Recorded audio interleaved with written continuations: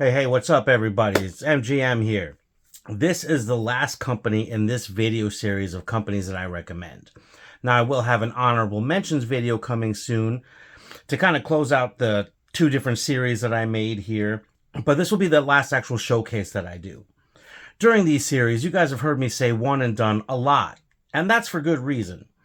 I may be the motley GM, he who plays and runs many different games, but I realize that there are people out there that are looking for just one place to go to get their gaming experience from. You know, some people just really like that continuity, and I totally understand that. So with that in mind, today, I have the pleasure to introduce to you Free League Publishing. I will say it right away, I am an absolute sucker for just about anything Free League puts out there, so this was really an easy one for me to include on the list, but I didn't do it without reason. Of all the game companies I've covered in this list, Free League seems to have the most as far as games of different types and genres than any other on the list. If you're looking for classic fantasy, horror, sci-fi, post-apocalyptic, or even maybe a genre or two that are a little outside of those, Free League definitely has you covered. On top of being prolific game designers, they are well known for having top-notch artists doing amazing artwork, and they release supplements, modules, and player feedback-driven updates to their games. They have a huge presence on the convention circuit and are friendly to third-party creators. And I mean like really friendly. They even have reached out to guys like Two Little Mice and Skybound to create or put out their games. So I mean, just really cool stuff that Free League does out there. I definitely like what these guys are doing and want more people to know about them if you don't already. And when I was going to showcase one of their games for this list, I actually had quite a few to choose from.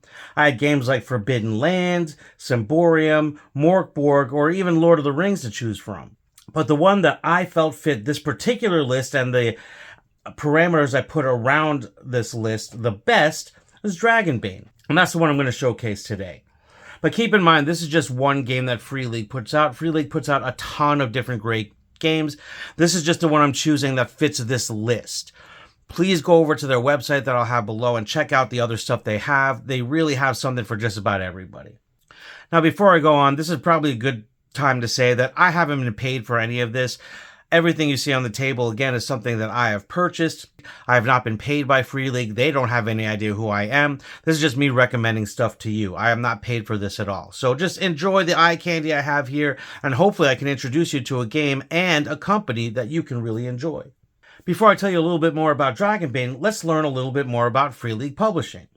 Free League Publishing was started by a group of tabletop RPG enthusiasts in 2011 in Stockholm, Sweden, and that's where Free League is still based today. As a side note, I'm not going to disrespect the Scandinavian people by butchering their language. Check out their YouTube channel that I'll have linked below and listen to Eleanor as she describes stuff. She knows how to pronounce stuff properly. She's also much better at explaining game rules than I think I could be. So if you're getting into Free League, you have videos out there explaining to you how to run the games, which is also just a little bonus that Free League gives you. Anyway, back to what I was saying before about Free League. The first game that they created, from what I could find, was Mutant Year Zero, which features the Year Zero engine. And that's a rule set that they created for that game, and then they went on to modify and use that rule set for multiple other games. Now, Mutant, just plain Mutant, was a popular Scandinavian tabletop RPG from the 80s that Free League gained the rights to. Now, Free League does this a couple times, and Dragonbane is one of them, where they get older games that may have had one or two different visions of what they should have been, or different iterations or interpretations of what that game was. Free League gained the rights and brought those ideas together, streamlined it, and put it into one solid game. Mutant Year Zero was one of those. Dragonbane's another one where they did something very similar. We'll get into that later.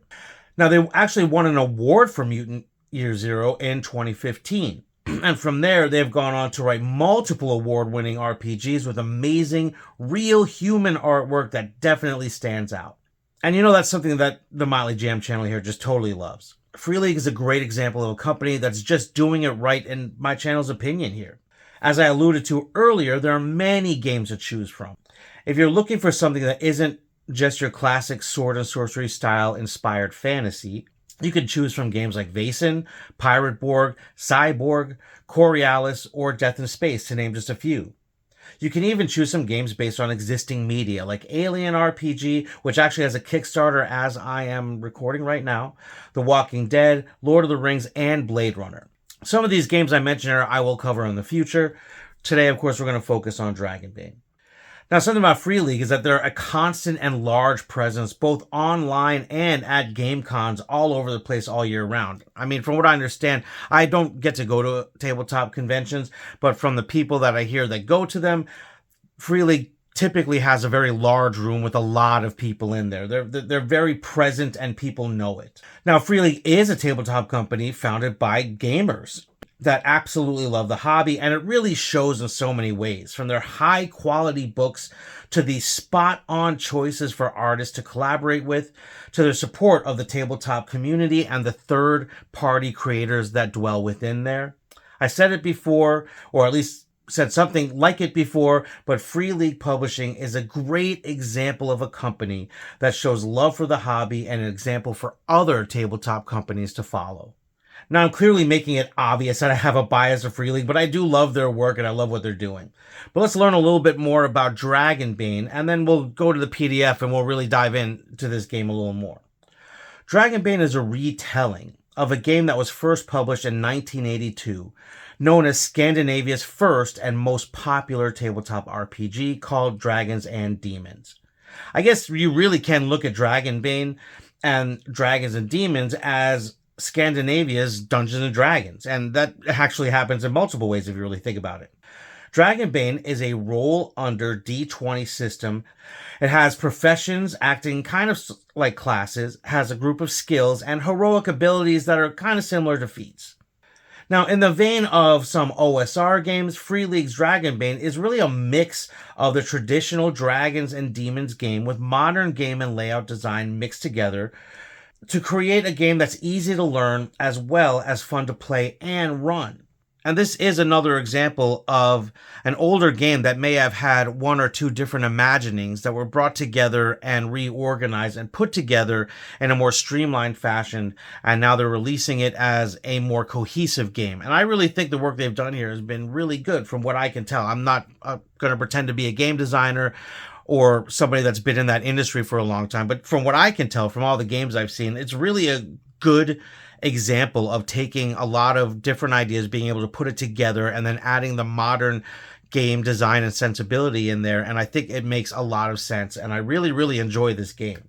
But before I give too much away and get too gushy over it, let's go over to the PDF and I can show you exactly what it is that I think is so awesome about Dragonbane and Free League Publishing. Alrighty, everybody, here we are at the PDF. We're going to be talking about Dragonbane. Looking at the rule book here. Now, there is this core rule book, and there's also a starter set that's basically a simplified version of the rule book, a small adventure booklet, some other stuff in there. Either one you choose, you can't go wrong. One thing you'll notice right off the bat, the cover shows well just the style of artwork you're going to see. Just excellent stuff, and you know me, I'm always going to show off some of that, so expect that as we go forward. As always, going to make a stop on the credits page so we can see the people responsible for all of this stuff. Big shout out to everybody. Take note of the artists, of course. Johan Egerkrans, and I'm sure I butchered that, so I'm sorry. And Nicholas Brandt, and all the people there. Thank you so much. And you know what? I want to give a special shout out to the play testers. I'm getting to play test in a game right now, and that's been a lot of fun. But hey, thanks to everybody who put their work into giving us such an awesome game here. In the very beginning here, we see some nice artwork. If you're looking for a game that has an implied world to it, or at least a bit of a world that you can build on, Dragonbane definitely has that. The basic idea here is that a long time ago, demons and dragons are what ruled the earth. And it was those powers that kind of formed everything and what everything has been based off since. There's, of course, more to it than that, but that's the gist of it. And I like the fact that it gives you a little world to set up and that the artwork really supports that world that it builds here. And cool stuff. Just one of the things I really like about this game. Taking a look here, we see kin. Kin is what they call the lineages, race, or whatever else you want to call the different things you can choose. Kin is one of the things you use to combine to create your character. as you see in the top right there where it says creating your character, choosing or rolling your kin is the first step. Let's take a look at a couple here. Now they of course have humans, dwarves, and halflings, and I'm not going to stop there. I want to stop here, not because of the elves, but because of the mallard and the wolfkin. Here on the channel, I really enjoy different lineages, different kin in this case, and the mallard and the wolfkin are just awesome additions that I think should be known. Mallards can be both comical and serious at the same time. We had a great time with some of the mallards in my group, and the wolfkin, of course, for all those that want to play that werewolf that's not a werewolf kind of thing, or just really enjoy the idea that the wolfkin brings. They're just two really cool options that are unique to the game. As you can see here on the bottom too, profession, that's the other thing they use in this game. Profession is kind of like a class. But before we go on, I want to point out when you look at your kin and you choose them, you do get an ability that is unique to that kin. The mallard happens to have two of them, and most others have one, but that's just something to keep in mind, that by picking a specific kin, you do get a specific ability that goes along with that. And I think that's fun and a really cool way to handle that. Stopping here, I want to take a look at the bard. Of course, you can look at the artisan too. These are just some examples of professions I wanted to stop and check out. I feel that here, the bard being a profession rather than a class, and I know it's really more just a change in name, but the way that it's utilized here mechanically, I think makes a lot more sense. And I think this is a really great way to play a bard if that's what you really want to play, is a real musical character. I think they do a really good job of it here. But you'll notice that the professions that you choose gives you some gear and tells you a little bit about the skills you're going to be good at and gives you a heroic ability. Now we'll talk a little bit about skills and heroic ability here in just a moment. We'll flip through really quick. I don't like showing everything and stopping on everything, but I will stop here with the scholar. I think this is awesome that they included this as a profession.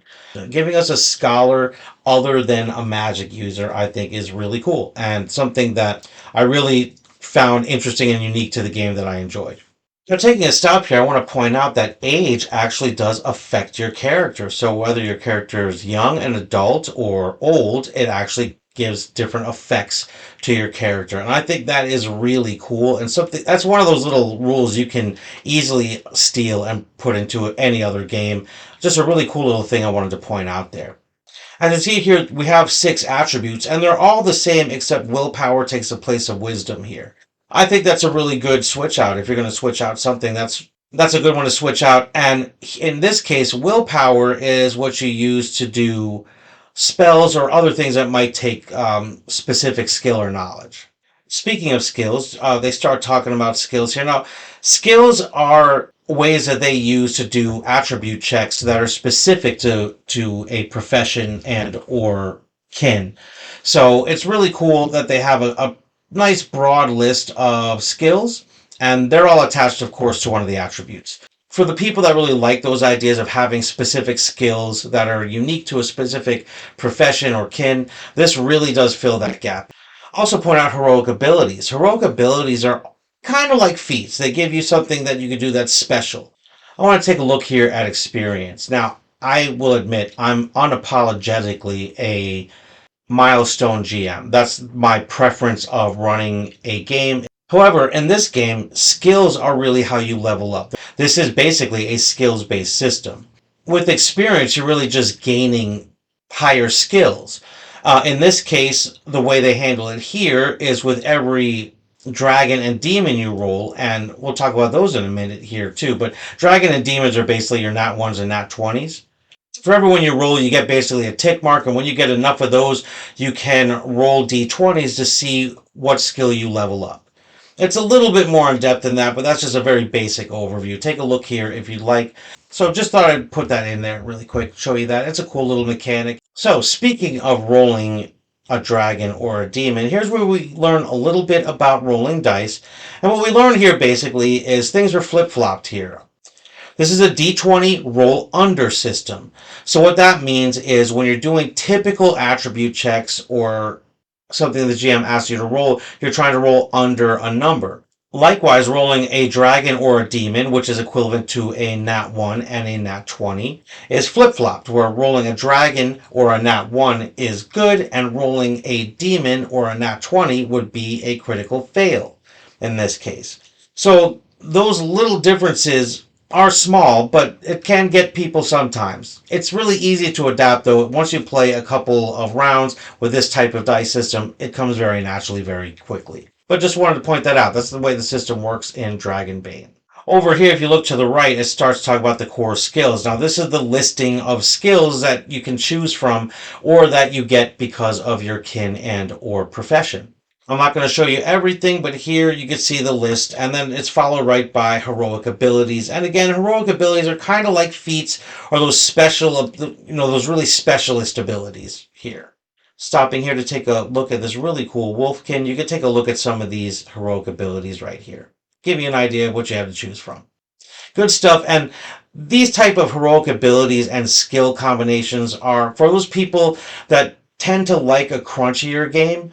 These don't make the game very crunchy, but at the same time, they add that little level of individualization that really lets them sink their teeth into character creation. Because for some people, the character creation itself is kind of a game. So why not let them have fun with it? Dragonbane does a really good job of doing this without making the rule set so crunchy that it becomes overwhelming. In my opinion, for the type of GM that I am, at least. Now, combat in this game is pretty similar to the D20 systems that we've talked about on other games in this list, but they do initiative a little bit different where you draw it in cards. Now, I will admit, when I ran this game, I did not use the card drawing initiative just because I frankly didn't take the time to introduce that to my players in time. But the card system is pretty cool. So if you do have an at the table game, especially, or you can set it up to have cards for everybody in an online game, enjoy that. It's a fun little way of doing initiative if you've never tried it before. Just wanted to stop here and show you some of the iconic Mallard assassin dropping down. I really love that picture. It's one of the things that drew me into Dragonbane to begin with. Just want to stop, check it out. Stopping here just to talk a little bit about how they handle death, because we all know that's an important thing to a lot of us. But here, at 0 hit points, you go down and you do have death rolls that you do. They're rolled against your con. 3 successful death rolls underneath your con, and you can recover with d6 hit points. If you fail 3, of course, the character dies. Rolling a dragon will count as 2 successful rolls. So this is pretty similar to what you may or may not be used to when it comes to death saving throws, death rolls, whatever you want to call them. And you know what? In this game, I think it makes a little bit more sense. It does make death a little bit harder to come by. It's up to you if you want to include that in your game or not. Just wanted to show you how death was handled in Dragonbane, at least as the rules are written. Looking at some super awesome artwork as we talk about magic. Now, magic in this system is broken up into 4 schools that you can choose from. And the thing I like about this is it essentially uses your willpower points for a spell point pool, and that's a system that I like. I'm not a big fan of spell slots, as I've made clear before. I personally don't like to use that. I like to use roll to cast typically, but spell points are another system I do like to use, especially if I want to limit magic specifically. If I really want it to be limited, then you can control that by using spell points, and that's what they use here. Those spell points are equal to your willpower. Now, the one thing they do have in place is a prepared spell system where you have to prepare your spells and memorize certain ones. I'm on the fence about how I feel about that. All in all, I really do like the way they handle magic in this game. Having the 4 schools of magic is pretty cool, and the way they handle spell casting is also pretty cool. So kudos to them. Now, just to kind of continue the discussion of casting spells, here specifically, you have to spend willpower points and roll against your skill level in whatever school it is. So that's a pretty cool little system they have going on there. This makes magic difficult to cast, but very satisfying when you actually do. And of course, increasing your power level increases your chance of being successful. Just really good stuff. Magical mishaps are also a thing which I'm always a fan of in a magic system. Stopping here because I really like this picture on the bottom right. Isn't that cool? I just really dig that. Anyway, let's move on. here at the bestiary. Look at the picture once again, guys. Now the bestiary here is just the one in the core rulebook. As you saw on the table, I also have the full bestiary, which in itself is cool. And that's outside the scope of this video. But down the road, I will do one where I feature that, and we can look at the artwork in that together too. Just wanted to stop here and show these two off, because once again, I just love the artwork and I just want to show it off. It gives you a chance also to take a look at their stat blocks. I think their stat blocks are pretty familiar, so they're easy to follow. However, the stars of the show, of course, the artwork, the inspiration, the telling of what world we are living in and what we are adventuring against or with, depending on what we're talking about, is great stuff. Now, here in the back of the book, they talk about adventures and they talk about different journeys. This is essentially a GM's guide on how to run the game and how to plan it out a little bit. And you know what? This is not too bad, in all honesty. All in all, a relatively good and concise game master's guide. If you're new to gaming, this is a great way to introduce yourself to tabletop games. Mostly because I want to show off these two pictures, but also just to let you know here, not only does it give you a little bit of guidance on campaigns, but it also gives an adventure in the back of the book. So you really have the game wrapped up into about 112 pages. And the last 20 pages of the book is an adventure that you can run for the first time. So it's really all, if you get the core rule book, it's all really contained in this one book. If you get the box set, it has all these things broken up into smaller bits and just great stuff all around. I can't really praise Free League enough for the work they do.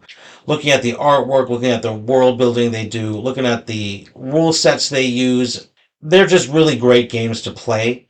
I ran a Dragonbane campaign, one of the ones that they provided, and had a lot of fun doing it. And frankly, it was a pretty dangerous one, and my players never actually finished it, and only 2 of them made it out alive. But it was still a lot of fun, and I found running Dragonbane to be very easy. But hey guys, that's all I'm going to show you out of the book. I really hope that I was able to show you some of the stuff that I really enjoy about this game, some of the stuff that makes it stand out to me, and some of the things that might draw you to this game. If you're looking for a game with a world already built into it, with some lore already there for you to build off of, with a really cool system that's easy to adapt to and easy to run, go check out Dragonbane. So let's head back to the table so I can give you my closing thoughts on Dragonbane and Free League Publishing. Alrighty, there it is, guys. Dragonbane by a favorite company of mine and one I highly recommend, Free League Publishing.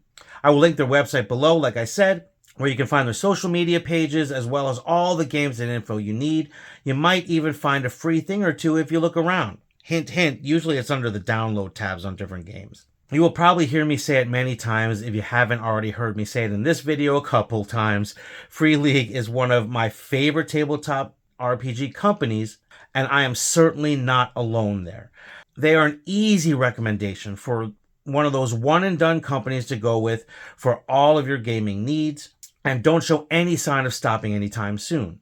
Recently, I know they had a Kickstarter for Vaesen that was a successful update and addition to the game, and as of this recording, there's a Kickstarter for Alien RPG and an expansion to it. This is an update and expansion. So if you're seeing this right when I release it, you got about 2 weeks to go over to Kickstarter and help back them. I mean, what else can I say about Free League that isn't already being said? They're multi-award winning, prolific game designers and writers who love the hobby as much as we do. They demand real human artists and work with third-party creators on all levels openly. On top of that, they have great games and beautiful books. I know I'm just repeating what I was saying in the beginning here a little bit to summarize, but seriously, this just checks all the check boxes from my personal standpoint. Free League is another no-brainer. If you're looking for just one company to go with, I really just can't recommend Free League Publishing enough. So I think I will leave it at that. I'd like to give a huge shout out to Free League Publishing. I love what you guys are doing. Keep doing it out there. And I love your game. So awesome work. Keep doing it. Another shout out to my subscribers and regular watchers. Thanks for taking time to listen to me ramble on about this hobby that I love. And finally, I want to give a big shout out to my players who have so much in store for them in the new campaign. And I can't wait to have more stories to tell all of our friends. And thank you so much for watching. I don't do this for money, so all I can really ask is that you go check out some of the games that I showcase and show them some love. And if you're going to buy something, buy it from people who love this hobby like we do. If you're a player out there, be open to playing different games and having other game experiences. You won't regret it when you try something different, trust me. You know what, everybody? When you take a company like Free League Publishing, who is an example of games made by gamers, doing it the right way, and you combine that with a group that loves the hobby, you have a recipe for you to play for fun first. Thanks for watching, everybody.